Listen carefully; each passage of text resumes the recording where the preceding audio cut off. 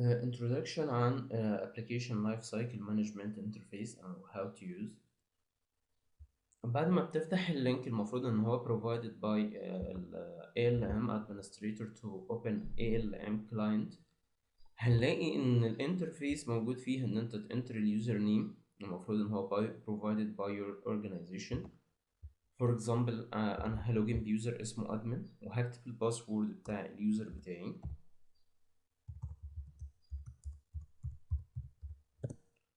بعد ما تعمل authenticate هيبدأ إن هو يطلع لك زي ما قلنا في الانترودكشن، هو ال ALM متقسم لدومين وبروجكت، فبيظهرلكش في الدومين غير الدومين اللي انت ليك اكسس عليها بس.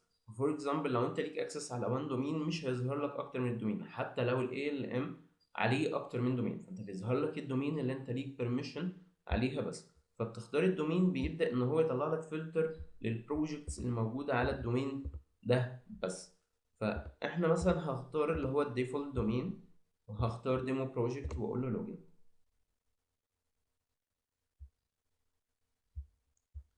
لما عملت لوجن لو جينا نبص على الانترفيس اللي موجودة بتاع ال ALM هنلاقي المين انترفيس على الشمال موجود مجموعة من التابس دي هي تعتبر المين فانكشنز بتاع ال ALM. أول حاجة هنلاقي الداشبورد، هنلاقي فيها الجزء الخاص بالاناليسيس فيو وإن أنت تكريت داشبورد. بعد كده المانجمنت إن أنت لو هتكريت ريليز والسايكلز موجودة جواه. اللايبراري لو أنت عايز تعمل بيز لاين في سبيسيفيك بوينت، فور اكزامبل لمجموعة من الريكويرمنت أنا خلصت وعايز اخد بيز لاين للبروجكت بتاعي، فبيبقى من خلال لايبراري. الريكويرمنت دي ان انا هكتب ريكويرمنت الخاصه بالبروجكت بتاعي، او ان انا هامبورت بزنس بروسيس موديل ان هو يبقى بدل الريكويرمنت او جزء من الشغل بتاعي بيعتمد على بزنس بروسيس موديل. التستنج وده اللي هيبقى موجود عليه اغلب الشغل للناس اللي هم شغالين تستنج، هنلاقي التست ريسورسز دي ان انا فور اكزامبل عندي مجموعة من الريسورسز فايل الناس بتستعمله كلها وشير بتوين أكتر من تيست كيس، أقدر إن أنا أبلوده هنا ويبدأ أخلي إن الناس تقدر تشوفه. عندنا التست بلان دي اللي أنا بديزاين من خلالها التست كيسز بتاعتي، هقسم فولدرز و بير ريكويرمنت بتاعتي فور اكزامبل وأبدأ أكريت مجموعة من التست كيسز. التست لاب ده اللي أنا بعمل من خلاله اكسكيوشن للتست كيس، يبقى أنا بديزاين التست كيس في التست بلان وما باجي اعمل اكسكيوشن بعمل اكسكيوشن في التست لاب. التست ران هي كيب هيستوري لكل الرنات اللي اتعمل لها اكسكيوشن على البروجكت بتاعي. لو التست كيس اتعمل لها اكتر من ران بتظهر اكتر من مره هنا. الديفكتس ده الجزء اللي بنكتب فيه الديفكتس الخاصه بينا. طب خلينا نتفق ان احنا هنمشي في سايكل معينه، ان احنا السايكل الطبيعيه لاغلب الناس اللي شغالين تيستنج ان هو بيجيلي مجموعه من السبيكس وبعد كده باخد السبيك دي ابدا اعمل لها تيست كيسز. فهنبدا بالسايكل الاولانيه ان انا هبدا ان انا اكريت ريكوايرمنت او السبيكس اللي جات لي عايز ان انا ابدا اكريت. فلو جينا نبص على الفيو اللي موجود عندنا بتاع ريكوايرمنت هنلاقي في حبه كولومز وحبه ديتيلز موجوده على الريكوايرمنت بتاعتي. هنلاقي فور اكزامبل ريكوايرمنت اي دي، النيم، الاوثر اللي كانت الريكوايرمنت، ريفيود، هي الستيتس بتاعتها هل هي ريفيود او نوت ريفيود، والدايركت كفرج ستيتس اللي هي التست كيسز اللي مرتبطه بريكويرمنت الستيتس بتاعتها ايه، الفيرجن ستيتس تشيك ان او تشيك اوت. هنتكلم طبعا عن الكلام ده كله.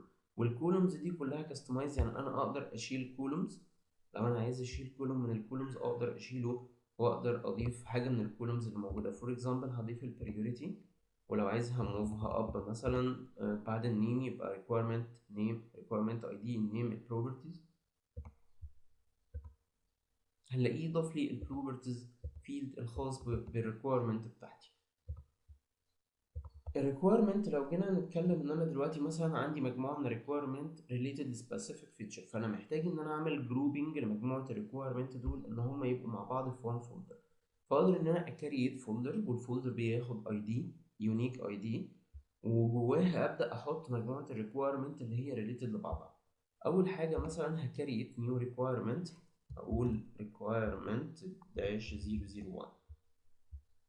اوكي، فانا كده كريت فولدر، بس بيكريت الفولدر على الفولدر المين فولدر اللي انا كنت واقف عامل كليك عليه وانا بكريت الفولدر. طب انا دلوقتي لقيت ان انا حطيت الفولدر غلط، انا اقدر اعمل موف للفولدر تحت which folder تاني باي دراج دروب.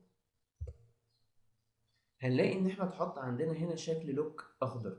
اللوك الاخضر معناه ايه؟ معناه ان انا عامل تشيك اوت، يعني انا حاليا فاتح الفولدر ده في edit مود، فبالتالي لو حد تاني من الريسورسز حاول يلوجن عليه هيطلع له بوب اب ايرور ان warning error ان الفولدر ده او الفايل ده used by another user، فبالتالي بيبقى بالنسبه لليوزرز التانيين view only.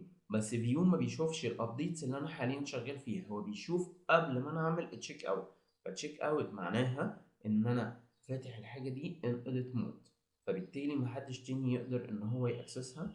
طيب بعد ما خلصت التشيك اوت بتاعي، الابديتس اللي انا عايز اعمله، بعمل تشيك ان، يعني انا بسيف الابديت اللي انا عملته. فبالتالي ال ALM بيكيب هيستوري للابديتس اللي اتحصلت على الابلكيشن عندي. طب انا دلوقتي كريت فولدر، اقدر اعمل سب فولدر من الفولدر بتاعي. اوكي، فانا دلوقتي اقدر اكريت فولدر واكريت تحته مجموعه من السب فولدرز. طيب انا عايز ابدا اضيف الريكويرمنت بتاعتي اللي هي فور اكزامبل جاي لي دوكيمنت فيها مجموعه من السبيكس او مجموعه من اليوز كيسز، وانا عايز اضيف كل يوز كيس منهم از ريكويرمنت. هلاقي ان انا عندي هنا الايكون نيو ريكويرمنت، او رايت كليك على الفولدر بتاعي واقول نيو ريكويرمنت، هيبدا يطلع لي الديتيلز. الفيو ده كله كاستمايز، يعني انا ممكن من خلال الادمنستريشن بتاع البروجكت، حاجه اسمها بروجكت انتيتي تحت الكاستمايزيشن بتاع البروجكت، اعدل حاجات من الفيلد دي، احط حاجات مانداتري وحاجات مش مانداتري، واضيف فايلز فيها، وهنلاقيها في سيشن تانية بنشرح فيها ازاي ان انا اكستمايز الفيو ده، ان انا اضيف ايتم فيلد جديد للريكويرمنت وما الى اخره. لو جينا نبص على الريكويرمنت هنلاقي اول حاجه موجوده النيم، فهنقول مثلا requirement is 001 first requirement. انا كده كتبت النيم بتاعها. هلاقي عندي حاجه اسمها requirement type، دي كاستمايز، انا اقدر اديفاين مجموعه من الريكويرمنت الخاصه بالبروجكت بتاعي. فور اكزامبل هو عنده مجموعه من الحاجات ثابته، هما performance testing business function group folder و undefined. اقدر ان انا مثلا فور اكزامبل انا اضيف تايب جديد اسمه evaluation type. الحاجات بتاع الكاستمايزيشن بتاع الريكويرمنت تايب هنلاقيها في الجزء الخاص بالكاستمايزيشن وادمنستريشن بتاع البروجكت فيديوز. اوكي، فانا هختارها فانكشنال. هاجي الاقي فور اكزامبل فيلد ده edit field by customization، هلاقي ان هي معمول ليست فيها اليوزرز مثلا فور اكزامبل اللي موجودين عندي، فانا هحط admin. والاوثر لو انا عملت كليك عليه هيطلع لي اليوزرز اللي assigned على البروجكت بتاعي، فاقدر اختار between اليوزرز اللي انا عايزها. هو باي ديفولت بيبقى واخد اليوزر اللي عامل لوجن. باقي الحاجات دي حاجات فور اكزامبل الكريشن ديت، لو انا عملت اوكي تحت هو هيريد الديت والتايم اللي هم كرييتد فيهم حاليا بتوع السيستم اللي انا موجود عليه. ريفيود دي ستيتس ان الدوكيمنت دي فور اكزامبل الريكويرمنت تم عمل ريفيو ليها من خلال الاوثرز والناس البيرز اللي موجودين هم المفروض يعملوا ريفيو، فاقدر ان انا اخليها ريفيود او نوت ريفيود. ويقدر بعد كده ان احنا نعمل بروسيس ان هو فور اكزامبل ما تقدرش ان انت تكتب تيست كيسز على ريكويرمنت الا اذا كان الستيتس بتاعتها ريفيود، فدي بتعمل البروسيسنج بتاعتك الخاصه. لو جينا نبص للجزء اللي تحت هنلاقي الديسكربشن ده، لو انا هكتب الديتيلز بتاع الريكويرمنت اللي هي جايه لي فور اكزامبل هو ان يوزر تراي تو لوجن with incorrect invalid username will system will show error. فانا دلوقتي دي الريكويرمنت دي انا بكتب الديسكربشن اللي هي مبعوته لي في السبيك دوكيمنت هنا. لو احنا فور اكزامبل هاجي اقول requirement details، اقدر ان انا اعمل بولد، اعمل اندرلاين، اغير الفونت كولر، او اعمل فونت باك جراوند، اقدر احط تحت requirement detail bullets، اقدر اعمل numbering، اقدر اعمل decrease or increase indent، واعمل undo insert image، اعمل valid spelling check for example لو انا كتبت كلمة غلط طبعا هعمل underline step test بدبل تي، وهعمل check spelling، طلع لي ان الريكويرمنت دي من ضمن الحاجات اللي موجوده معايا، فاقدر ان انا اقول له اد ان هو يعملها اد للريسورسز بتاعتي. او دلوقتي كلمه تيست لقى ان هي موجوده، ان هو لو ظهرت لي لو عملت اد للريكويرمنت ار اي كيو، بعد كده لو ظهرت معايا في حاجه تانية هو مش هيعمل فاليديشن عليها لان هو معتبرها كده ان هي كلمه صح. تيست لقى فيها ان هي كلمه تيست فيها دبل تي، فبدا يطلع لي مجموعه الاوبشنز اللي موجوده تبعا للديكشنري اللي موجوده عنده ان انا ابدا ريبليس. فانا لو اكزامبل هاخد كلمه تيست وهقول له تشينج، او ان انا اقول له اجنور، او اقول له اجنور اول ان هو يجنور الفاليو ان هو يلاقيها، او تشينج اول يدور على كلمه تيست اللي هي الدبل تي في اللي انا كاتبه كله ويعملها تشينج التيست. فاقول له تشينج، هلاقيه ان هو غير كلمه تيست، شال التي زياده وقال لي the spell check is completed. test login page.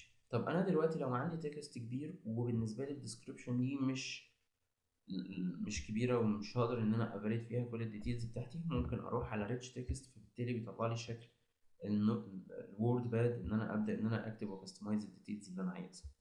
هنلاقي عندنا هنا حاجه اسمها اتاتشمنت. فور اكزامبل لو انا عايز اعمل اتاتش للسبيك دوكيمنت اللي جايه لي، فهعمل اتاتش، فهو هيبدا يريد السيستم اللي موجود عندي ان انا اقدر اضيف الفايل اللي انا عايز اضيفه اللي هو ريليتد للسبيك دوكيمنت بتاعتي. فور اكزامبل اعمل ALM دوكيمنت واقول له اتاتش، فهيبدا يضيف الدوكيمنت موجوده عندي، فاي حد بعد كده يجي يشوف الريكويرمنت يقدر يشوف الدوكيمنت الاتاتش. او انا اقدر الينك ريكويرمنت دي لسبيسيفيك يو ار ال او اخد سكرين شوت. لو عملت سكرين شوت هيبدا ان هو يفتح لي الفيو ان انا اقدر سكرين شوت، ممكن اعمل كليك فبالتالي هياخد السكرين، او هديفاين حاجه معينه، او هاخد البرايمري سكرين اللي انا شغال عليها. فور اكزامبل انا خدت اللي هو الماوس وعملت كليك فخد الايمج، فانا لو لقيت ان انا عايز ريكابتشر الايمج تاني هقول له ريكابتشر او كانسل، فهقول له سيف، هيروح يعمل اتاتش السكرين شوت اللي انا خدتها. اقدر كمان اعمل رينيم للسكرين شوت اللي موجوده عندي لو انا عايز اعدلها، واقدر ان انا اعمل دبل كليك عليها ان انا اعمل لها اوبن، واقدر ان انا اديليت او اعمل ريفريش لو انا ضفت حاجه زياده، واقدر احط ديسكريبشن على كل اتاتش من الاتاتشمنت اللي موجودين عندي. طب انا خلصت كده ريكويرمنت ديتيل بتاعتي وعايز ان انا اعمل لها سبميت.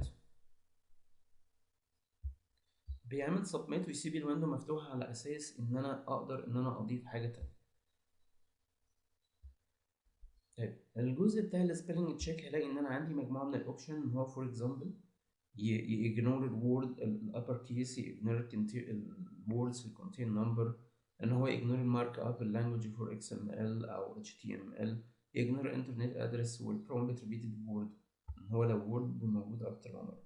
طيب انا دلوقتي هلاقي عندي اللي هو بيوز الانجلش ديكشنري، لو انا عايز اغير الديكشنري اللي انا شغال عليه هقول له سيلكت ديكشنري واختار الديكشنري،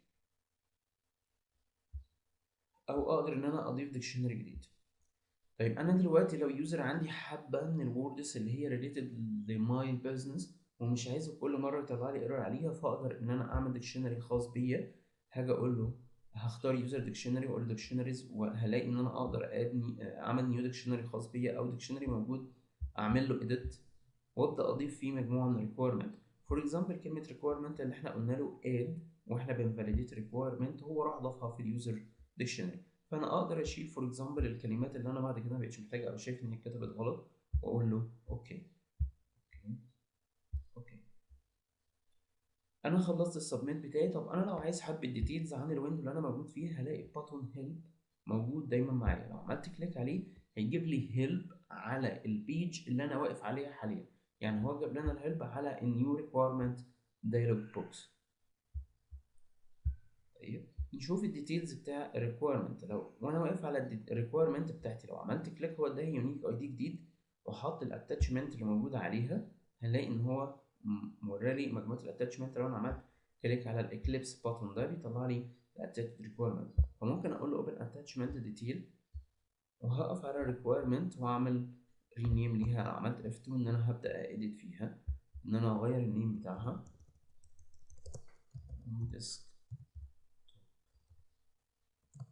سكرين شوت،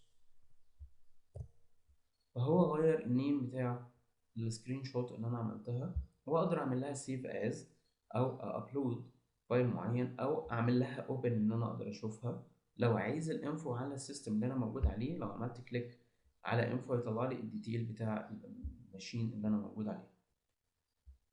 طيب دي الديتيلز بتاع الريكويرمنت.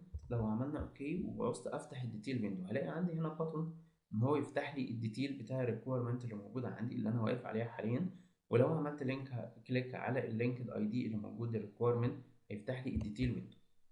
لو جينا نبص على الديتيل ويندو هنلاقي اول حاجه اول تاب فيهم اللي هي الديتيلز. الديتيلز عباره عن ايه؟ هنلاقي عندنا الريكويرمنت اي دي والديتيلز اللي هي موجوده للريكويرمنت في الفيو ده، وحبه الفيلدز اللي هي خدها. هنلاقي ان هو خد مثلا الديت بتاع النهارده، وخد التايم، وخد الكريشن موديفايد امتى، وخد الكريشن تايم، والدايركت كفرج ستاتس ان هي نوت كفرد، مفيش تيست كيسز مرتبطه بالريكويرمنت دي، وده هنشوفه بعد كده. اقدر احط بريوريتي للريكويرمنت بتاعتي لو ميديوم هاي فيري هاي. لو عندي مجموعه من البرودكتس، انا البرودكت ده ممكن اضيف فيه فيلدز معينه وابدا ان انا اختار منها. الكلام ده موجود في اللي هو الكاستمايزيشن فيديو على مستوى البروجكت. طيب انا دلوقتي فور اكزامبل لو انا بعمل ريفيو على الريكويرمنت بتاعتي بير من البيرز، وعايز يحط لي كومنت ان هو في حاجه ميسنج او ريكويرمنت نوت كومباتبل مع البيزنس، فلو انا عملت كومنت اقدر اد كومنت، واي حد تاني يفتح ريكويرمنت ديلي يقدر يشوف الكومنت اللي هو missing requirement text. ايوه انا ضفت دلوقتي كومنت ان هو بحيث مثلا ان انا هبعت الكومنت ده، عملت ريفيو على ريكويرمنت وهبعت للاوثر اللي مسؤول عن الريكويرمنت دي ان هو انا ليا كومنت ان الريكويرمنت تكست ميسنج، ان هو يبدا يضيف الديتيلز بتاع الريكويرمنت. ريتش تكست هي نفس الويندو برضو. لو انا كان عندي تكست كتير يعني عايز اكتب ريتش تكست موجود عندي، الاتاتشمنت احنا شفناه حاليا. طب الريكويرمنت كمان اقدر الينكها مع ديفكت. طب انا امتى اللي هو البيست براكتس ان انا الينك ريكويرمنت مع ديفكت؟ لو الريكويرمنت دي اصلا مكتوب عشان ديفكت موجود عندي فاتعمل لها نيو سبيك، فاقدر ان انا لينك الديفكت دي بيها، او الينك ديفكت من الديفكتس مفتوحه على التست كيسز الخاصه بيها فالينكها مع الريكويرمنت. هلاقي عندي هنا ان هو هاد نيو ديفكت ولينكها وتعمل لها لينك مع ريكويرمنت، او ان انا عندي الديفكت موجوده وانا عايز اسيرش باي اي دي او اقول له سيلكت يروح يفتح لي الفيو بتاع الديفكتس ويجيب لي الديفكتس موجوده، فانا اقدر اسيلكت من هنا واقول له لينك. اوكي. الريكويرمنت تريسابيلتي انا اقدر اضيف ريكويرمنت اضيف لها ريكويرمنت تانية علاقه بيها، يعني انا اقدر اعمل ريليشن بتوين ريكويرمنت انا كاتب ريكويرمنت وفي ريليشن بينها وبين ريكويرمنت تاني، اقدر اقول له اد ريكويرمنت تريسابيلتي هيروح يفتح لي التري اللي احنا واقفين عليها بتاع ريكويرمنت، والاقي الريكويرمنت ديتيلز اللي موجود عندي، واقدر اضيف الريكويرمنت اللي انا محتاجها اعمل لينك بينها وبين الريكويرمنت الحاليه اللي انا واقف عليها. التست كفرج دي هنشوفها لما نيجي نكريت التست كيس، ان انا كتبت مجموعه من التست كيسز ريليتد للريكويرمنت دي، فانا عايز اعمل لينك بين التست كيس والريكويرمنت، فبقى اكيد التريسابيلتي بين الريكويرمنت والتست كيسز الخاصه بيها. البيزنس موديل لو هو معمول بيزنس بروسيس موديل محطوط عندنا، وفي مجموعه من البروسيس اللي هو بعد ما اتعمل ابلود ببدا اسلكت مجموعه من البروسيس وعايز ان انا اسلكتها، فلو عملت اد لينك هيروح يفتح لي البيزنس بروسيس موديل اللي هو ده، واسلكت منه لو انا كان عندي ابلود لموديلز معين، بس احنا البروجكت بتاعنا ما فيهوش موديل. الريسك اسسمنت ده جزء خاص حبه بالناس اللي هي بتشتغل على الريسك اسسمنت على مستوى البروجكت. فور اكزامبل هي مش هتبقى ابليكابل لناس كتير، بس نبص عليها بسرعه. عندنا هنلاقي حاجه عندنا اسمها ريسك اسسمنت. الريسك هنا مبني على البيزنس كريتيكاليتي والفيلير بروبابيلتي، فاقدر اقول يوز كاستم واحط الفاليو بتاعتي اللي انا محتاجها. فلو قلت له هاي هنلاقيه ان هو اختار هاي ريسك اسسمنت. لو انا كنت هسلكت التو فاليوز اللي هم موجودين عندي، اليوز كاستم، عملت كريتيكال وعملت الفيلير بروبابيلتي ميديوم، هلاقيه ان هو حسب الريسك بيزد على البيزنس كريتيكاليتي والفيلير كومباتيبيليتي هنا على مستوى الريسك، فهما الاثنين دول يقدروا يرفلكتوا في الريسك، او انا اقدر احط اليوز كاستم واحط الريسك بتاعي اوتوماتيك، او اقول له فانكشن كومبلكسيتي واشوف بيزد على فانكشنال كومبلكسيتي هاي او ميديوم او لو. كل الحاجات دي برضو كاستمايز، اقدر ان انا اضيف ايتمز او احط ويت لكل فاليو من الفاليوز دي. طيب انا دلوقتي لو انا مش عارف الفاليو بتاعتي وعايز ان هو يسالني مجموعه اسئله، وانا بيزد على الاسسمنت اللي انا هعمله هو يرفلكت الفاليو هنا، فلاقي حاجه عندي اسمها اسسمنت ريكوير كويستشنز. هنلاقي ان هما متقسمين لثلاثه تابس اللي هما business criticality والfailure probability، فالاتنين دول بيرفلكتوا في الريسك. وعندي function complexity اللي هي كانت التاب التانية اللي موجودة على assessment result. فلو انا خدت business criticality، اول سؤال هيسأله لي اللي هو type of process، هي calculation of validation ولا display؟ اقول له display. the impact of failure، في حالة ان حصل failure في ال requirement، الافكت اللي هيحصل على failure ده هي affect قد ايه؟ نقول له warning information. frequency if use requirement، البيزنس ده هنلاقي very often أو often أو rare، هنختارها often. number of significant affected user، في حالة إن حصل issue في في requirement دي الفيتشر دي إيه اللي هيحصل، فهنقول له مثلا mini high. based على الفاليوز اللي أنا حاططها هنا هيبدأ يحسب البيزنس criticality، فهو أنا أختار important based على الويتس اللي موجودة للفاليوز اللي هي بتاع الأسئلة. طب الفيلير probability، في حالة إن حصل فيلير، البروبابيلتي ان الفيتشر دي يحصل فيها فيلير، هنلاقي اول حاجه يسالني التشينج تايب الريكويرمنت دي بتكفر تشينج، هل هو نيو ريكويرمنت او تشينج فيتشر او ان تشينج فيتشر. هقول تشينج فيتشر. سوفت ماتيوريتي، الماتيوريتي بتاع السوفت وير الريكويرمنت دي ريليتد بيه، هنقول ماتيور. ديفكت ريت، احتماليه ان يحصل احتماليه ان يحصل ديفكت في الريكويرمنت دي وانا بتستها، نقول ميديوم. النمبر اوف affected screen entity، الريكويرمنت دي بتأفكت كام سكرين، بقول له 2 4. عملت import، عملت كليك هنا في الكالكوليت فيلير probability، هيطلع لي من دول ميديوم. بيزد على الاتنين دول اللي حسبهم، لو رجعنا هنا للاسسمنت هنلاقيه ان هو اختار الريسك بقى ميديوم، والبيزنس كريتيكاليتي امبورتنت وميديوم تبعا للاسئله اللي انا حاططها.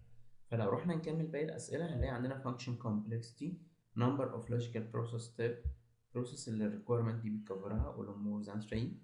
amount data involved، high amount. dependence on other system، internal system only. calculation level and process average، واعمل كليك هيبدأ يطلع لي ان هي high. فلو رجعنا للريسك assessment هيبدأ ان هو يطلع high ولو.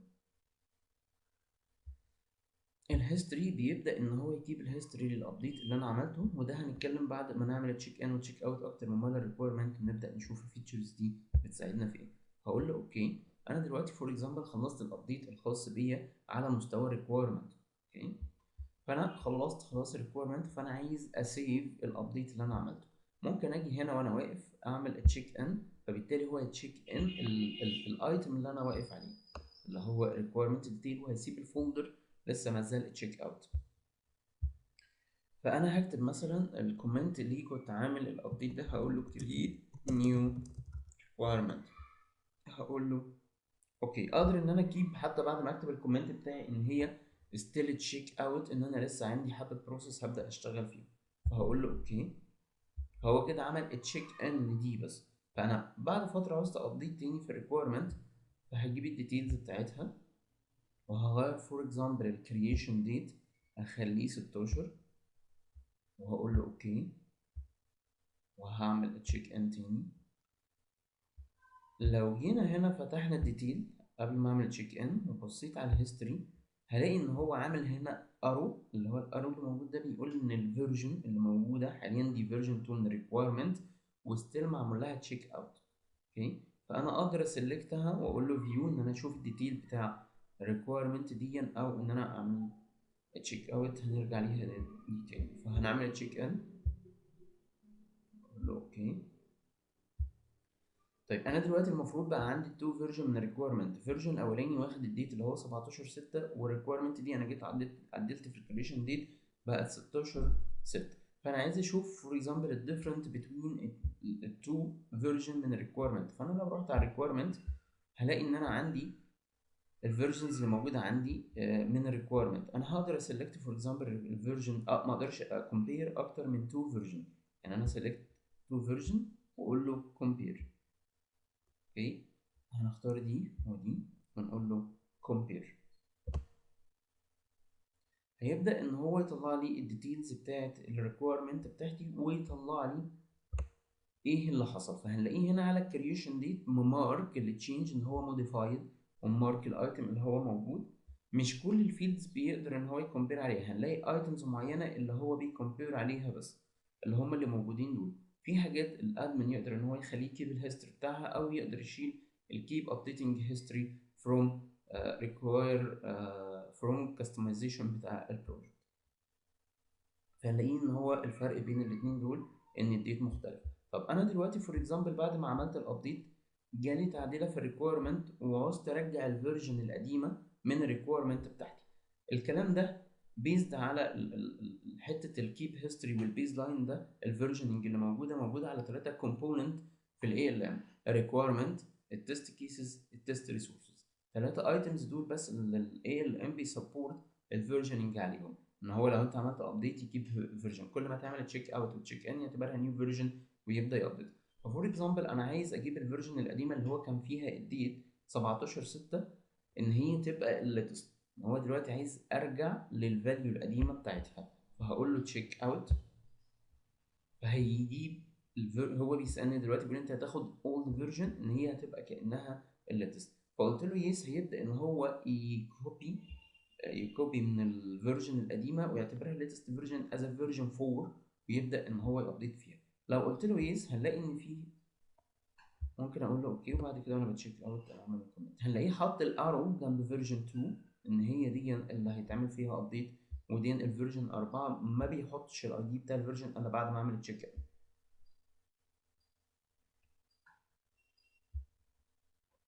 فلو عملت اوكي وجينا نبص على الديتيل بتاع الريكويرمنت دي، هنلاقيه ان هو رجع الديت 17/6، وهو جاب الديتيلز اللي هي بتاع الفاليو اللي احنا عملنا لها تشيك اوت.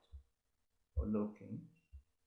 طب انا دلوقتي عاوزت اعمل اندو للتشيك اوت، يعني انا بعد ما عملت تشيك اوت لقيت ان الابديت اللي انا عملته ده لا انا محتاج اندو فيه. فهاجي هنا على التشيك ان، الويندو اللي هي تشيك ان، كليك عليها هيطلع لي الريكويرمنت بتاعتي. هلاقي ان انا اقدر اختار الريكويرمنت اللي انا عايز اعمل اندو ليها واعمل له اندو تشيك اوت. فهو كده هيكيب الريكويرمنت بالفاليو القديمه اللي هي كانت فيرجن 3 للابديت فيها كان 16/6، وهعمل تشيك ان الفولدر. اوكي كلوز. لو جينا نشوف الديتيل بتاع الريكويرمنت اللي موجوده معانا هنلاقيه ان هو رجع تاني ل 16/6 لان انا عملت اندو للتشيك اوت بتاع ريكويرمنت. شكرا.